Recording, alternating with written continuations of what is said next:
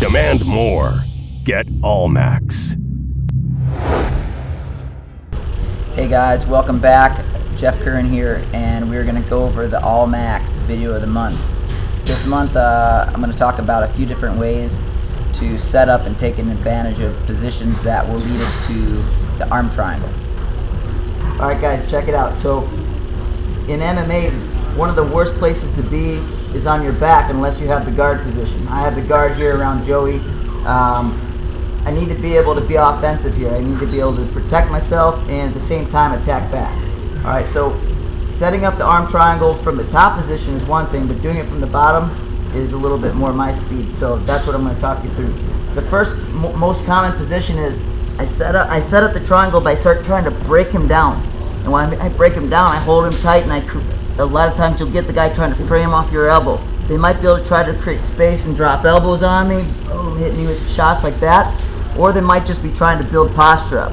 So I'm gonna lock my grip here, kind of like a gable grip. You can hold here, whatever's more comfortable for you, but I prefer like a gable grip and locking tight, squeezing with my legs, really getting this guy feeling like he needs to push off my neck to create space.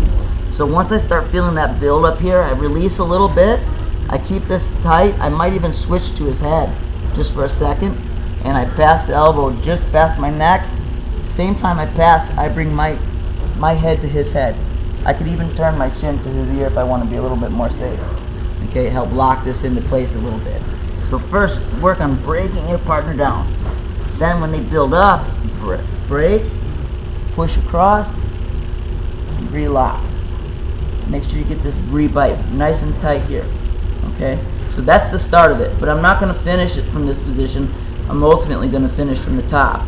So again, I break him down, he starts to frame, I hold tight, I get this pressure build up here, I pass, and I relock. And the first reaction I get most of the time is this guy pops up and he starts trying to kind of pull out of the position.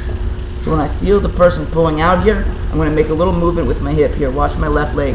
I drop down just above his knee, and I'm going to draw my hip underneath his knee and kick his leg back. Notice this hook here. Look at my bottom leg. I keep the hook. So now as I slide to the top position here, I'm going to be in the mount. From the mount, dismount here like this. Foot across. Tighten up, squeeze.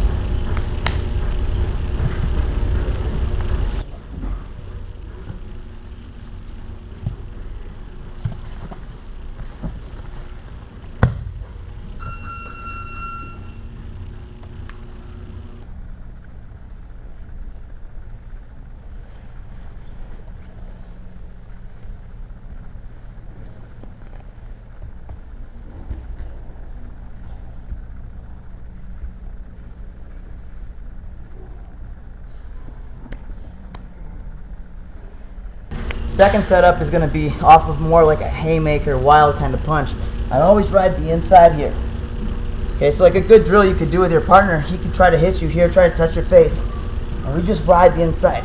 We call it like a, whatever you would call this, a monkey paw. Kind of control here like this, ride it here like this. So when I start feeling like the person's really dead set on punching me in the face here, I release, I sit up, and when it comes down, I let it come a little bit, and I pass just over my head.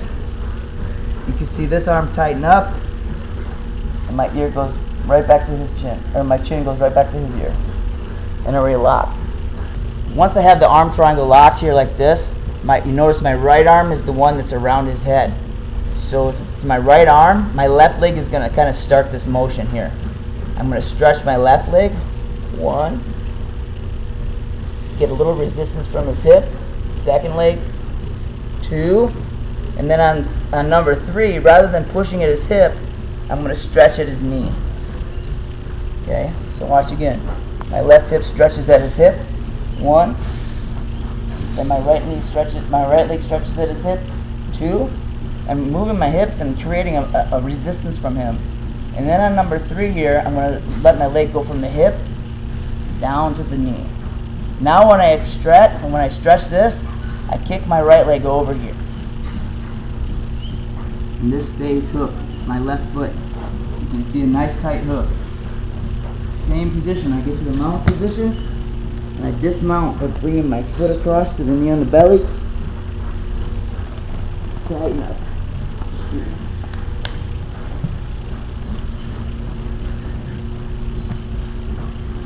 So from this exchange, we're talking about two different things.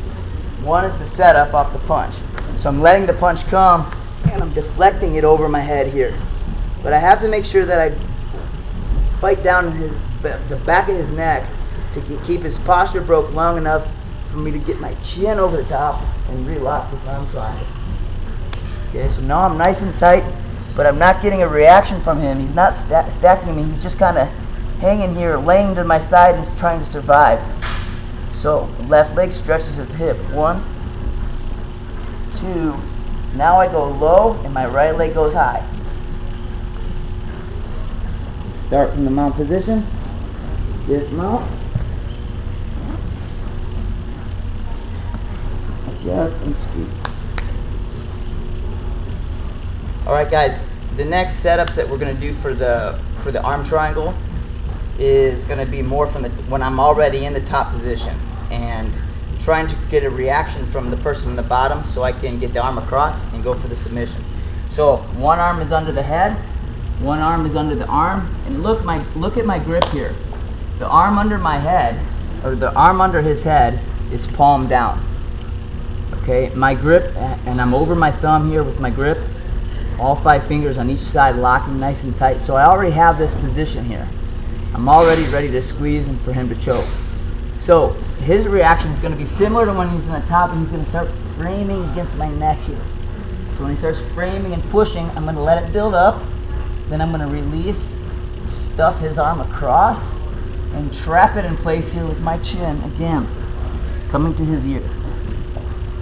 Once I have it in place, remember, if I'm like this, he can straighten his arm out and escape. So I push across, and I lock it with my chin, the best I can. Now, I relock my grip, I lift my hip up, I pass my knee across. If you can look at my lower body here.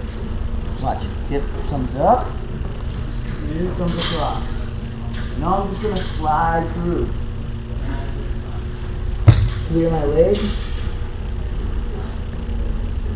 squeeze.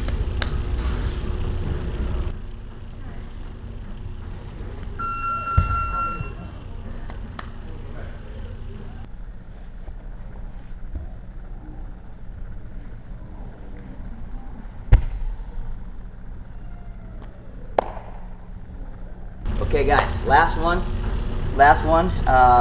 We're gonna catch this guy in the bottom making a mistake. So again, I'm in the half guard, meaning I'm in like this 50-50 position here. I'm attempting to go underneath his head and his arm like normal, like we had here.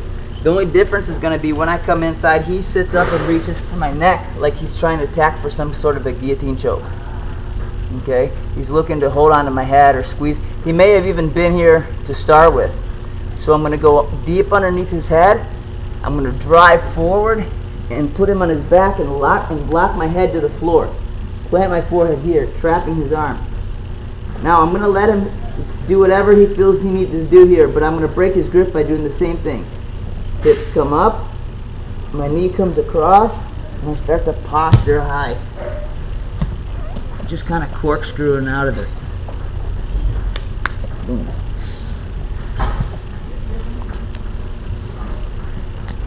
So he's got nice and tight here like this. Make sure you're not going to get choked. I can go underneath the head, drive, and defend the neck a little bit. It's good to keep your chin here in his ribs, guys, without going into too much detail.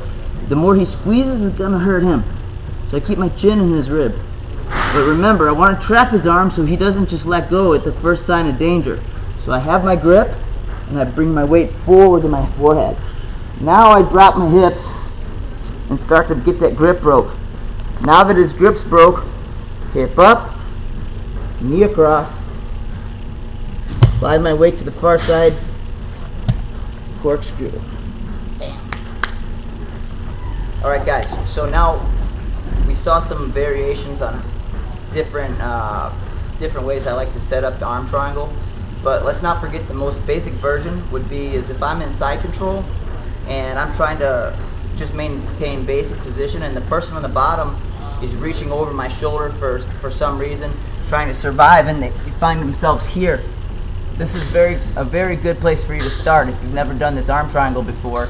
So we're kind of going backwards, but this person is reaching over, trying to create some space, trying to hide their arm. Maybe I was attacking an arm bar, so they hide like this. So I'm inside control, meaning I'm completely on the perpendicular to his body here. So I'm underneath his head. I make my grip. I lock. His arm's in place. He put it there for me. I just turn here and I trap it. Okay, I keep my chin towards his ear so you can understand me a little better. I'm going to just keep my ear to his ear so I can talk a little better. But remember, it's like this. Okay, so I have the arm triangle locked. Now I have to make sure he doesn't get the guard, and I don't want to have to be dealing with his legs, so I'm going to go knee on the belly. That's going to control his hips here. So I go knee on the belly, I bring my hip up, and I bring my other knee across. So I'm just kind of sitting on his body here. Not for long, it's just a transition. So I'm doing knee on the belly, shin across, and I just start transferring my weight to the far side. Now I straighten out. Whenever I'm looking to finish this, I personally like my hip to his hip. If he were to walk away with his hips, I'm going to follow with mine. If he tries to get his knee on the inside, I'm not going to let him get it inside. I'm not going to let him trap my leg. But remember, I want all my weight focused up here. I want all my weight focused down on squeezing his neck and choking him here. Okay? So I get the grip, I get nice and tight, nice and snug, and I get my hip up. I'm on my toes, and I sink my weight.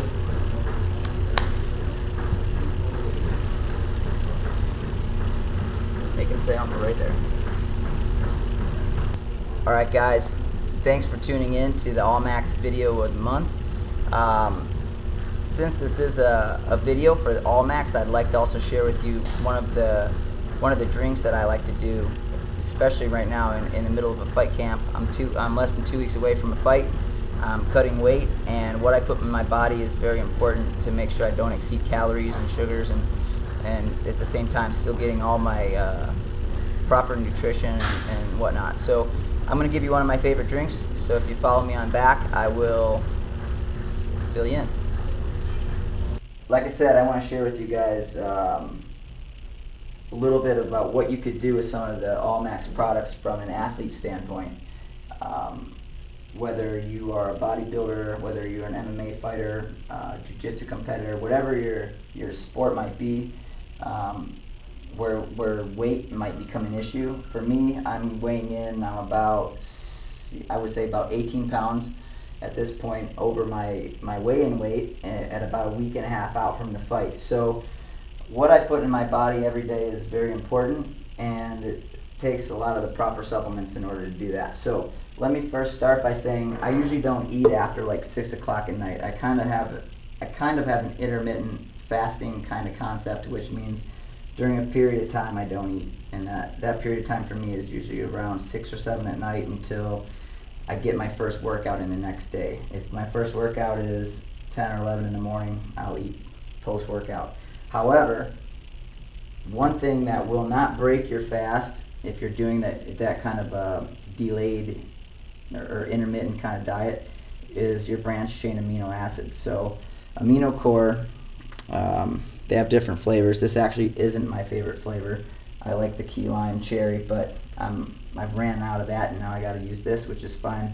It goes good with my other mix that I'm going to show you. But the Amino Core, basically it's only 10 calories. It's all your branched chain aminos. Really important when you're cutting weight and training hard to have all that stuff. So if I were to be coming in, getting on a treadmill, and not wanting to really put any sugar or anything in my body until after my workout, I would just take 1 scoop of this,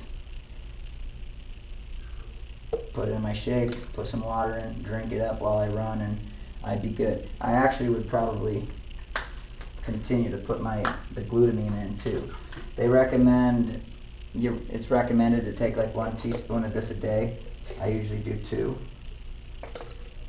That way I get a little bit of extra. So I do 2 teaspoons of glutamine, just regular standard glutamine. It's cheap, it's tasteless, and it's going to make you feel better the next day.